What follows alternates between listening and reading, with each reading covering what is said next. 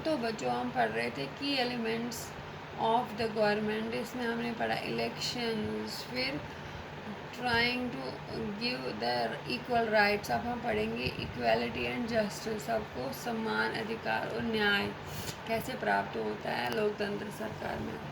One of the key ideas of democratic government is commitment to equality.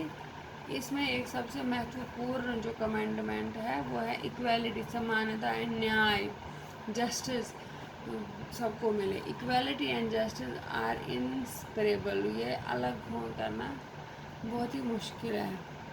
The earlier practice of untouchability is now banned by law. पहले हमारे देश में अस्पृश्यता बहुत प्रचलित थी, वो अब उसमें बैन है। This group of people were denied education.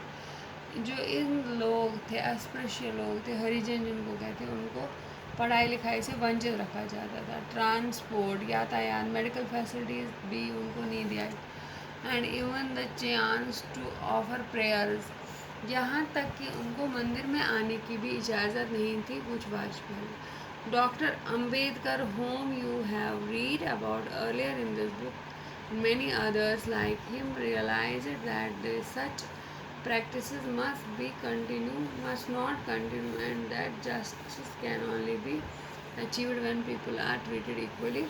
तब जब अस्पृश्यता की लड़ाई करते हुए भीमराव अम्बेडकर और वैसे कुछ नेता था, उन्होंने देखा ये कितना बुरा प्रचलन है भारत में। उन्होंने इसके खिलाफ लड़ाई लड़ी और उसको ख़त्म किया।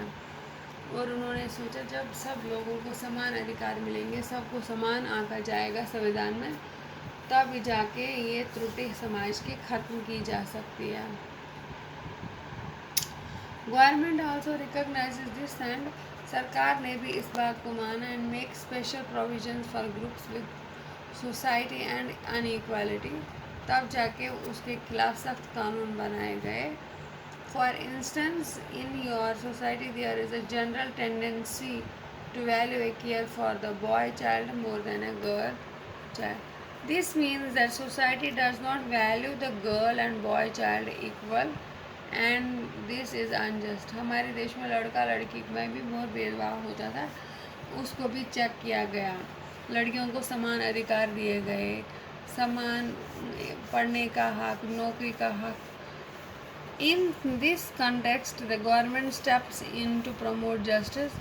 वहाँ सरकार आगे आई और लड़कियों को वहाँ न्याय मिला। इनको providing special provisions that can enable girls to overcome the injustice that they are subjected. उनको कुछ अधिकार दिए गए हैं जिससे वो इस भेदभाव के खिलाफ लड़के बराबर हो जाए लड़कों के। This is possible that fees for girls might be waived और लोअर्ड इन गवर्नमेंट स्कूल। जैसे एग्जाम्पल, जो लड़कियों को पढ़ाने नहीं भेजते थे, गवर्नमेंट ने ऐलान किया कि लड़कियों की मुफ्त पढ़ाई होगी ताकि उनको भी माँ बाप स्कूल भेजे।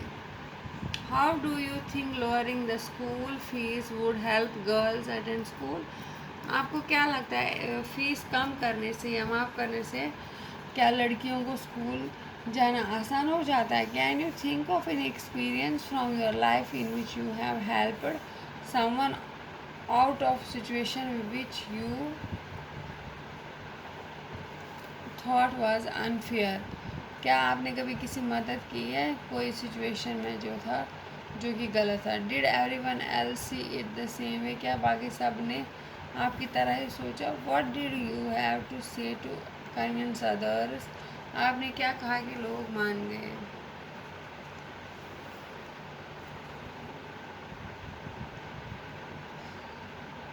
तो इस तरफ से आपने देखा कि एलिमेंट्स क्या है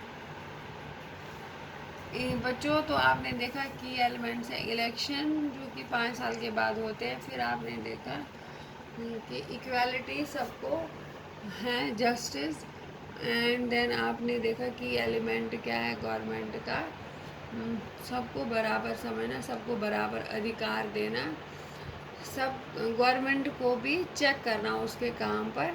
These are the key elements of a democratic government. Read this chapter and try to understand more about it. Thank you. Have a nice day.